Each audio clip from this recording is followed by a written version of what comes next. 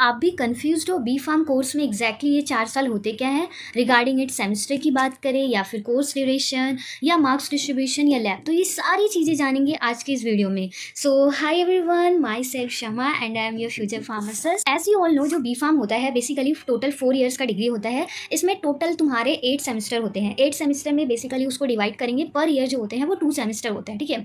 No regarding अगर हम exams की बात करें, तो जो आपका लास्ट एग्जाम होगा, लाइक जो लास्ट सेमेस्टर है 7th और 8th, वो आप जो है वो अलग लगता है, कॉलेज में नहीं होता। बाकी जो भी आपके एग्जाम्स होते हैं, लैब से लेके थ्योरी, दोनों भी एग्जाम जो है वो आपके कॉलेज में ही होंगे, ठीक है। 8 सेमेस्टर होते हैं। जो एक सेमेस्टर होगा, मतलब जो थ्योरी एग्जाम होगा, वो बेसिकली 100 मार्क्स का होता है। 100 मार्क्स में से सिर्फ आपको 75 मार्क्स के ही पेपर लिखने होते हैं। बाकी जो 25 मार्क्स होते हैं वो आपको इंटरनल मिलते हैं, ठीक है। 25 अगर हम उसको डिस्ट्रीब्यूट करें, तो उसमें से 15 मार्क्स का जो है थ्योरी एग्जाम होता है, जो जो कॉलेज लेता है। बेसिकली पर सेमेस्टर 2 सेशनल होता है, मतलब जैसे स्कूल टाइम पे यूनिट टेस्ट वगैरह होता था, वैसा समझ लो, ठीक है।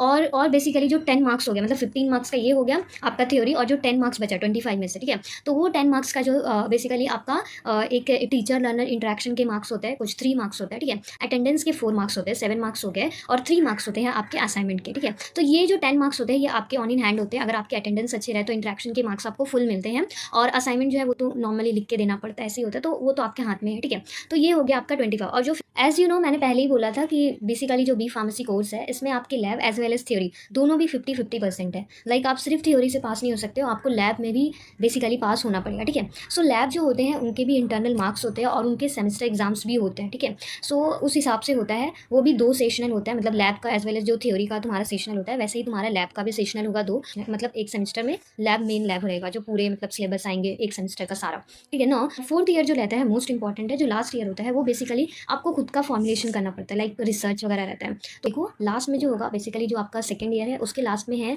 आपको जो बेसिकली हॉलीडे मिलते हैं उसमें आपको ट्रेनिंग करना पड़ता है, लाइक कोई भी फार्मेसी शॉप में या फिर हॉस्पिटल में। तो थर्ड थिंग इज बेसिकली जो आपका थर्ड ईयर है, वो कंप्लीटेशन होने के बाद आपको इंडस्ट्रियल ट्रेनिंग करना पड़ता है। हाँ, मतलब आपको कोई भी कंपनी में अप्लाई करना है, और वहाँ से आपको 1 महीने का ट्रेनिंग लेना है, ये भी कंपलसरी है। सो ये कुछ छोटी छोटी फार्म एज ए फ्रेशर आपको पता होना चाहिए।